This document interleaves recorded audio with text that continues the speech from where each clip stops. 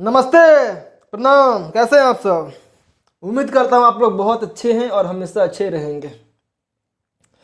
साथियों, आज मेरे सामने Microtek 24x7 pure sine wave का पीसीबी है।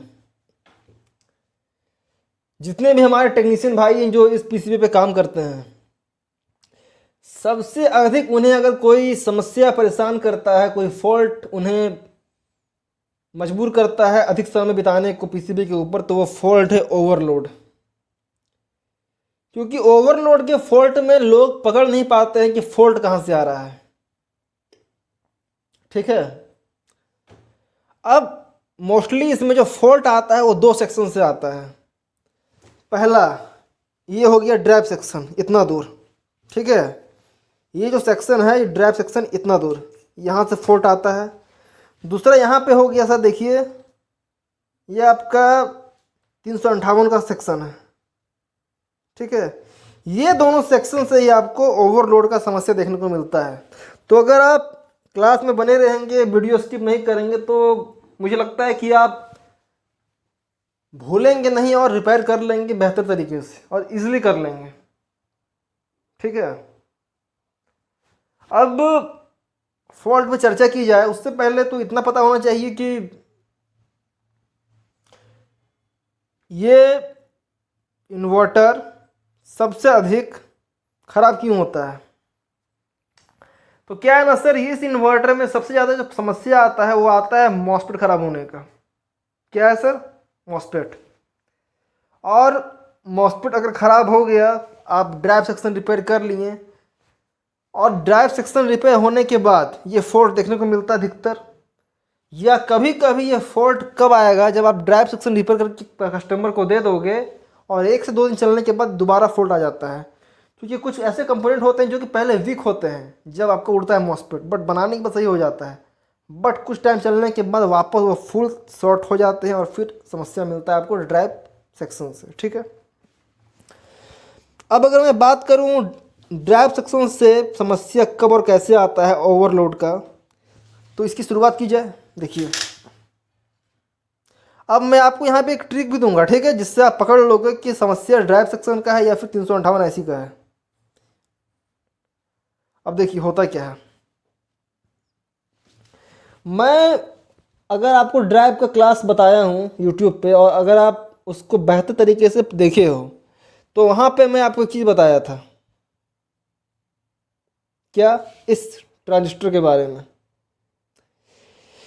इस ट्रांजिस्टर के बारे में आपको मैं एक चीज़ बता दूं। यहाँ देखिए, इसका मैं आपको प्रयास करता हूँ पिन दिखाने का। देखिए यहाँ पे इसका पिन है 1 2 3 बेस कलेक्टर एमीटर। ठीक है। अब इसका एमीटर का जो पिन है सर, वो शॉर्ट रहता है ग्राउंड से। ठीक है। अब ये एमीटर का जो सप्लाई है, इसको ये आउट करेगा अपने कलेक्टर के थ्रू। तो ये एमीटर का सप्लाई कलेक्टर से आउट कब करेगा? जब इसके बीच वाले पिन पे बेस का सप्लाई मिलेगा 0.7 वोल्ट। जब इसके बीच में सप्लाई मिलेगा तो ये दोनों आपस में शॉर्ट हो जाएगा और इसका जो सप्लाई होगा इस पे भेज देगा। ठीक है। समझ में आ गया सर?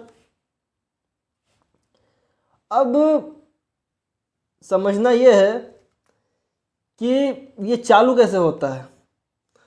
तो मैं बेहतर तरीके से ड्राइव की क्लास में बताया था, अगर आप उसको देख लेंगे तो आपके लिए बहुत बेहतर होगा, बट फिर भी मैं आपको यहाँ बता देता हूँ। ठीक है। देखिए, अगर समस्या ओवरलोड का आ रहा है, ठीक है, तो सबसे पहले आपको ZD3 और ZD4 ये दोनों को खोल के फेंकना है, नया लगाना है, चेक नहीं करना है। ये धोखेबाजी का काम करता है। सही बताएगा बट रहता है ख़राब है, ओपन हो जाता है। ठीक है। उसके बाद D27 D28 इन दोनों को चेंज करना है। ठीक है। फिर यहाँ पे देखिए लगा हुआ है 4 पीस डायोड। ये डायोड का वैल्यू जो है सर वो 150 से 200 के बीच आता है। ठीक है। कई केस में 210 220 तक आ सकता है, पर अगर इसका वैल्यू 350 450 इस तरह है तो ये डायोड खराब है, इसको चेंज कीजिए। ठीक है। फिर बात करें मॉसफेट का, फिर आपको चेक करना है मॉसफेट। अब इस पीसीबी में मॉसफेट चेक करने में लोग फंसते हैं, उन्हें लगता है कि मॉसफेट खराब है। देखिए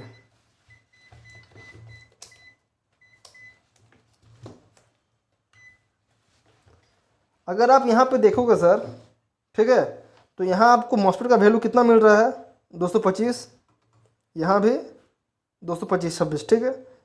अब बोलोगे सर मॉस्फेट चेक करते हैं 450 आता है, आएगा ना सर? यहाँ देखिए, यहाँ पे चेक कीजिए इस साइड पे, ठीक है, यहाँ चेक कीजिए, आ रहा है 450, यहाँ भी आ रहा है। अब पॉजिटिव साइड पे 450 वैल्यू दिखा रहा है और ड्रेन साइड पे 200 के लमसम, ऐसा क्यों? क्योंकि इसको जो बैलेंस करके रखा है, जो बांध के रखा है, ये रेजिस्टेंस है R57 का और ये है R67 का, ठीक है, ये 10 ओम का रेजिस्टेंस होता है। और अगर ये दोनों कट जाए तो फिर आपका यहाँ भी वैल्यू बताएगा 450, और अगर ऐसा वैल्यू दे रहा है तो आपका मॉस्फेट ज़्यादा दिन चलेगा नहीं, फट जाएगा। तो जब मॉस्फेट चेंज करते हैं तो यहाँ चेक कर लीजिएगा वैल्यू 450 नहीं ना आ रहा है, 450 आएगा तो R57 और R67 को चेंज कर देना है, ठीक है। उसके बाद भी अगर वैल्यू नहीं सुधरता है तो ये दोनों और ये दोनों डायोड और ये दोनों डायोड को उठा के फेंकिए, नया डाल दीजिए, उसके बाद बीमारी दूर हो जाएगा। अब कई कंडीशन ऐसा बनता है कि एक चैनल पे आपको वैल्यू सही मिलेगा बट दूसरे पे आपको गलत मिलेगा, रेजिस्टेंस एंड डायोड चेंज करने के बाद भी। तो वहाँ पे क्या करना है आपको, 83202 या 4082 इस ड्राइवर ऐसी को निकाल देना है और नया डाल देना है। ये ड्राइवर ऐसे जब शॉर्ट होता है उस कंडीशन में भी यहाँ पे वैल्यू भागता है, ठीक है, इस बात को ध्यान रखना है। यहाँ तक क्लियर हो गया? उसके बाद आपका वैल्यू सही आ गया, ठीक है, यहाँ वैल्यू सही है, मॉस्फेट सही है, उसके बाद भी अगर ओवरलोड जा रहा है तो फिर क्या करेंगे, तो आपको ये जो ट्रांजिस्टर है इसके बीच वाले पिन पे चेक करना है सप्लाई, ठीक है, कितना मिलेगा।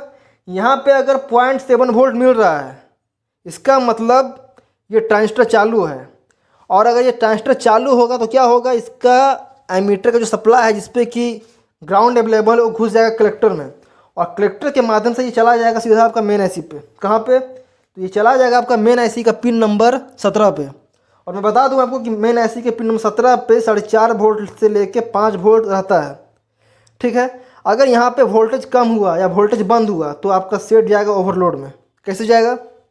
देखिए, जब यहाँ पे ये ट्रांजिस्टर चालू हुआ, चालू होने के बाद ये ग्राउंड को आउट किया और ग्राउंड चला गया कहाँ पे, मेन आईसी के पिन नंबर 17 पे।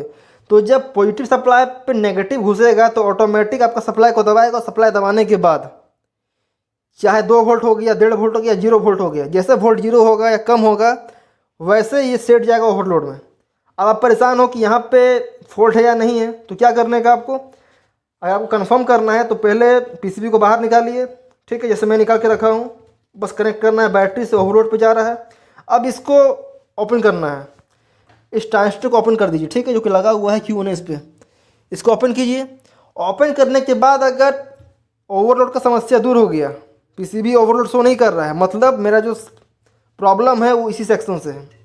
इसमें चेक क्या क्या करना है, मॉस्फेट, ये देखिए 1 2 3 4 डायोड, यहाँ पे ये दोनों जनरेटर उठा फेंकना है, नया डाल देना है, चेक नहीं करना है, ये दोनों को भी चेक नहीं करना है, नया डाल देना है, ठीक है। उसके बाद यहाँ जितना भी रेजिस्टेंस लगा हुआ है मॉस्फेट के गेट पे, सभी मॉस्फेट के गेट वाला रेजिस्टेंस को चेक करना है, ठीक है, कि सेम वैल्यू का है कि नहीं है। अगर वैल्यू इसका गड़बड़ाया है तो भी आपको समस्या मिलेगा। यहाँ से आप हो गए सॉर्ट आउट, ठीक है। अब आपको अगर जानना है कि 358 के साइड से प्रॉब्लम कैसे आता है वो समझिए। अब यहाँ देखिए, यहाँ आपको इतना समझना है कि 358 जो लगा हुआ है, ठीक है, इसका पिन नंबर 1 पे हमेशा 0 वोल्ट होना चाहिए। अगर यहाँ पे कोई वोल्टेज जनरेट हुआ तो ये सीधा जाके घुसेगा कहाँ पता है, मेन आईसी का पिन नंबर 14 पे। 14 कहाँ है, 10, ठीक है, 11 12 13 14। और अगर मेन आईसी का पिन नंबर 14 पे वोल्टेज जनरेट हो गया, ठीक है, अगर इसके पिन नंबर 14 पे कोई भी वोल्टेज बना, अगर 0 वोल्टेज के अलावा कोई वोल्टेज बना तो आपका सेट ओवरलोड पे जाएगा। 358 का ये फॉल्ट होता है। अब ऐसा क्या हो जाता है कि यहाँ पे वोल्ट जनरेट कर देता है, तो ये समझने से पहले आपको समझना है कि 358 का जो इंटरनल स्ट्रक्चर वो कैसा होता है, ठीक है। तो यहाँ देखिए, यहाँ पे देखिए, एक मैं जूम कर लेता हूँ, यहाँ पे 1 2 3 4 पिन, यहाँ पे 1 2 3 4 पिन, यहाँ पे है 4 4 8 पिन, ठीक है। अब इसका जो पिन नंबर 1 है और 2 और 3 है, ये आपका एक अलग कंपनी हो गया, इसको बोलते हैं कंपैरेटर, ठीक है। आप इसको समझो शॉर्टकट में, अपना लैंग्वेज में कंपनी, ये अलग कंपनी हो गया, ठीक है। जो 4 इसका है वो इसका हो गया ग्राउंड, 4 इसका ग्राउंड है, और इसका जो 8 है इसका सब VCC है। यहाँ नेगेटिव यहाँ पॉजिटिव मिलेगा तो ये ऐसे काम करेगा, ठीक है, यहाँ नेगेटिव यहाँ पॉजिटिव। फिर यहाँ पे इसका 1 2 3 जो इधर वाला पिन है ये भी हो गया एक कंपनी, ठीक है। अब होता क्या है कि एक कंपनी में 3 पिन है, एक कंपनी में 3 पिन है, तो इस कंपनी में क्या है, 2 नौकर एक मालिक है। क्या है, 2 नौकर एक मालिक, ठीक है। यहाँ देखिए ये हो गया आपका जो आपका यहाँ पे पिन नंबर 1 है, ठीक है, ये आपका आउटपुट पिन है, और ये जो आपका पिन नंबर 2 और 3 है ये आपका इनपुट पिन है, ठीक है। इसको अभी नहीं समझना है क्योंकि अभी इसका काम नहीं है, अभी समझना है इसको हम, ठीक है, क्योंकि जो ओवरलोड का बीमारी आता है वो इसी से आता है, ये 3 पिन से। तो सबसे पहले चेक करना है कि इसके पिन नंबर 4 पे और पिन नंबर 8 पे ग्राउंड और VCC आ रहा है कि नहीं आ रहा है। अगर आ रहा है तो ठीक है, नहीं आ रहा तो पहले उसको चेक करेंगे, ठीक है। ये आपका D1 वाला डायोड से डायोड आता है यहाँ पे सप्लाई, चेक कर लोगे आप। अब अगर यहाँ से सप्लाई आउट कर रहा है, ठीक है, तो क्यों आउट कर रहा है, तो ये सप्लाई आउट करता कैसे पता है आपको। देखिए जब भी इस IC का जो कंपनी है, जो कंपरेटर है, ये कर ख़राब हुआ, ठीक है, अगर ये ख़राब हुआ तो ऑटोमेटिक यहाँ से कुछ ना कुछ सप्लाई आउट कर देगा, गया मेन IC पर, मार दिया ओवरलोड। फिर आप क्या करोगे, आप सीधा इसको उठा के चेंज कर दोगे, नया डालोगे, नया डालने के बाद वही बीमारी है। अब मैं आपको एक चीज़ बता दूं कि जब भी यहाँ पे इस IC को चेंज करते हो तो पहले बेस लगाओ। बेस समझते हो ना, देखो इसको बोलते हैं बेस।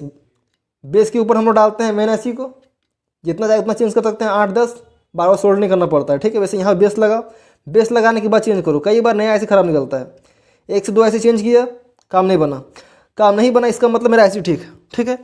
अब मुझे ये देखना है कि pin number 1, pin number 2, pin number 3, ये तीनों से कनेक्ट जितना कंपोनेंट है उसमें से कोई कंपोनेंट ख़राब होगा, इस वजह से यहाँ पे ये जनरेट कर रहा है करंट। तो क्या हो सकता है, देखिए, तो पिन नंबर 1 से जो मेरा कंपोनेंट कनेक्ट है वो एक कैपेसिटर है, ठीक है।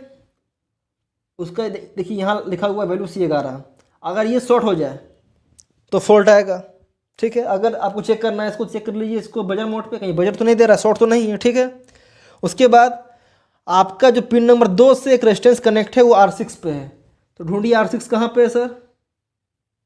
तो यहाँ देखिए ये रहा आपका R6, ठीक है। फिर आपका यहाँ पे पिन नंबर 3 से जो रेजिस्टेंस कनेक्ट है वो R4 पे है, ठीक है। तो ये रहा आपका R4। अब मैं आपको यहाँ पे इसका वैल्यू नहीं बता सकता हूँ क्योंकि ये जो PCB है वो 2-3 तरह का है, कुछ 2015 में आया है, कोई 2018 में आया है, कुछ 2020 में आया है, और सभी PCB में वैल्यू कहीं कहीं चेंज किया गया है, ठीक है। कहीं पे 2.7 के का है, कहीं 2.4 के का है, कहीं 3.1 के का है, हर जगह वैल्यू अलग दिया गया है। तो फिर इसको आप कलर कोड के हिसाब से चेक कर लोगे, मीटर्स नाप लोगे तभी लगाओगे, ठीक है। क्लियर है, ये हो गया। अगर ये भी चेंज करने के बाद नहीं सुधरता है तो आप पता है आपका लास्ट ऑप्शन कहाँ जाता है। अगर इतना करने के बाद भी फॉल्ट नहीं जाता है तो फिर आपको इस शंट रेजिस्टेंस को चेंज कर देना है, आपका प्रॉब्लम 100% सॉल्व हो जाएगा, ठीक है। अब कई बार क्या केस बनता है कि पिन नंबर 14, मेन IC का पिन नंबर 14 पे सप्लाई बन रहा है, कितना बन रहा है, तो यहाँ सप्लाई बन गया 5 वोल्ट। अब आप क्या करोगे, सब कुछ चेंज कर लिया, नहीं सुधर रहा है, अब आप सोचोगे कि सप्लाई कहाँ से जा रहा है, सप्लाई जा रहा है यहाँ से पिन नंबर 1 से, 358 का पिन नंबर 1 से।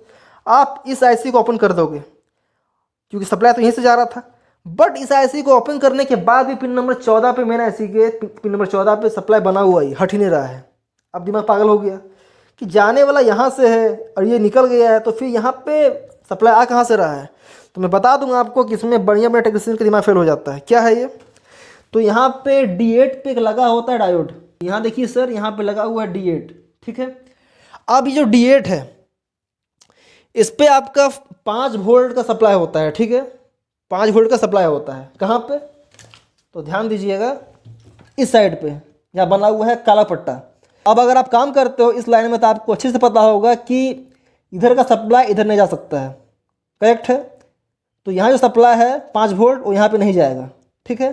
बट अगर ये ख़राब हो जाए तो यहाँ का सप्लाई यहाँ पहुँच जाएगा, क्योंकि ये एक काम करके जम्पर की तरह ख़राब होने के बाद शॉर्ट हो जाएगा।